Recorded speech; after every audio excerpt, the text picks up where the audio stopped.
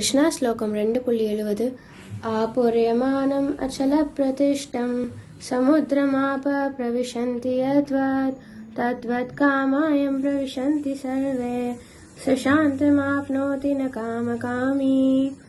நதிகள் கடலில் வந்து கலந்தாலும் கடல் மாறுவதில்லை. அதுபோல தடையின்றி வரும் ஆசைகளால் பாதிக்கப்படாதவன் மட்டுமே அமைதியை அடைய முடியும். அத்தகைய ஆசைகளை நிறைவேற்றிக் கொள்ள விரும்புவன் அல்ல. இச்லோகத்தின் முக்கியத்துவம் என்னவென்றால், கிருஷ்ண பக்தன் இறைவனின் தொண்டில் மகிழ்ச்சியாக உள்ளான். அவனிடம் நிறைவேற்றிக் கொள்வதற்கென்று எந்தவித ஆசையும் இல்லை. அதனால் எல்லா பௌதிக தேவைகளையும் இறைவனே பூர்த்தி செய்கிறார். எனவே அவன் தன்னில் முழுமையுடைய கடலை போன்றவன். கடலில் நதிகள் பாய்வதைப் போல அவனிடமும் ஆசைகள் வரலாம். ஆனால் புலனுகர்ச்சிக்கான ஆசைகளால் சற்றும் கிளர்ச்சி அடையாமல் அவன் தனது செயல்களில் உறுதி கொண்டுள்ளான்.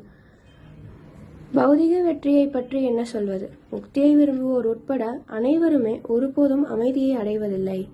ஹரே கிருஷ்ணா.